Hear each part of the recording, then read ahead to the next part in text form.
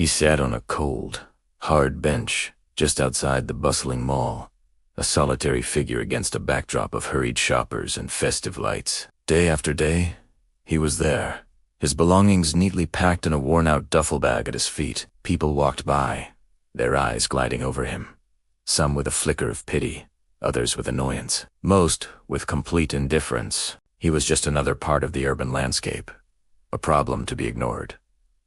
To them, he was nameless, faceless, invisible. His name was Sergeant Marcus Thorne, a veteran who had served his country with honor for 15 years. But the medals and commendations tucked away in his bag could you end buy him a roof over his head or a warm meal. Life, after service, had been a brutal, unforgiving battle he was slowly losing. One chilly morning, a young woman named Sarah, a barista at the coffee shop across the way, noticed him. Unlike the others, she saw him. She saw the quiet dignity in his posture, the deep sadness in his eyes. Every day, she'd bring him a hot coffee and a pastry, a small gesture of kindness in a world that had grown cold. She'd sit with him for a few minutes, listening to his stories of camaraderie and courage, of loss and longing for a life that seemed a distant memory. She was his only friend, his only link to a world that had cast him aside. Sarah couldn't stand the injustice. This man, who had sacrificed so much, deserved better. He deserved respect. He deserved a home.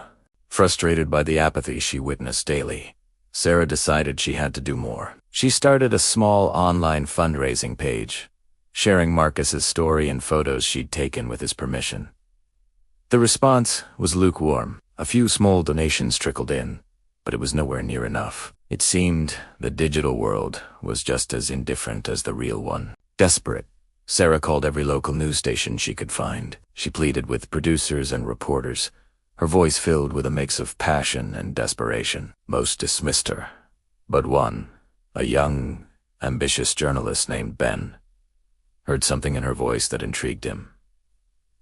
He agreed to meet her. The next day, Ben and his camera operator arrived. As they set up their equipment, a strange thing began to happen. The river of people that usually flowed past Marcus without a second glance suddenly slowed. Heads turned, whispers started. People began to stare, their curiosity piqued by the presence of a news camera. It was as if the lens had a magical power, making the invisible man suddenly visible. Ben began his interview, his questions gentle but direct.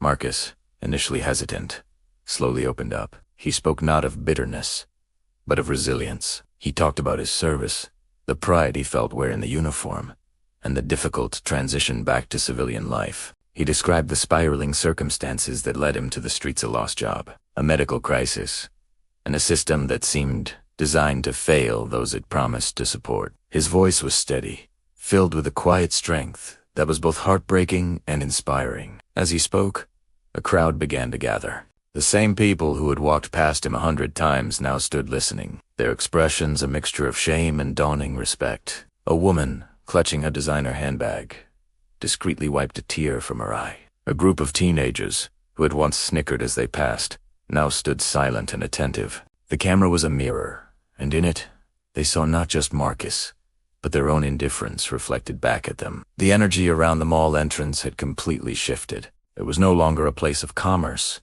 but a place of community, of shared humanity. The story aired on the 6 o'clock news that evening. Ben had masterfully woven Marcus's powerful testimony with Sarah's passionate advocacy. The segment ended with a shot of Marcus, sitting alone on his bench as the sun set, a powerful and poignant image of a forgotten hero. The effect was immediate and overwhelming. The news station's phone lines lit up.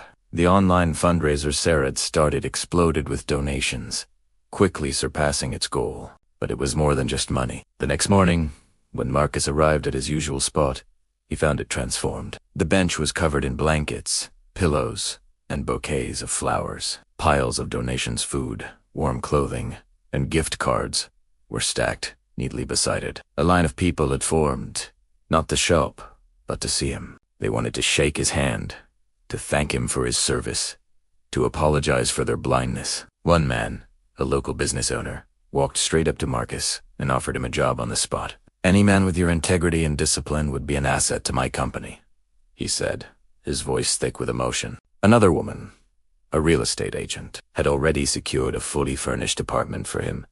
The first month's rent covered by anonymous donors from the community. It was a flood of compassion, a tidal wave of support unleashed by the simple act of being seen. Sarah stood by his side, her eyes shining with tears of joy. She watched as Marcus, a man who had been invisible for so long, was finally embraced by his community. He was no longer just a figure on a bench. He was Sergeant Marcus Thorne, their neighbor, their friend, their hero. The news crew had packed up and left, but the story they had ignited continued to burn brightly. It wasn't just about one veteran finding a home. It was about a community waking up. It was a powerful reminder that behind every face in the crowd, there is a story waiting to be heard. And sometimes, all it takes is for one person to stop, to listen, and to see. Thank you for watching. If you are moved by this story, please like, share, and subscribe for more content that matters.